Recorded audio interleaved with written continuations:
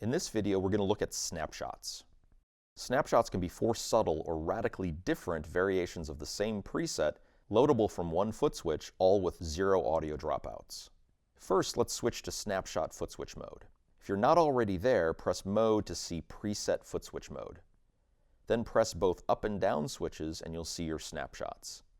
Pressing A, B, C, and D will select snapshots 1 through 4. Here's how easy it is to use snapshots. For snapshot 1, in the verse, let's say we're happy with the way this preset sounds. But for snapshot 2 in the chorus, we want the delay and reverb blocks on, and we want to increase the gain of the distortion. Snapshots automatically remember which blocks are on and off, but for parameters, we need to tell Podgo to activate them for snapshot control. In this case, push and turn the desired parameter, and its value appears in white brackets.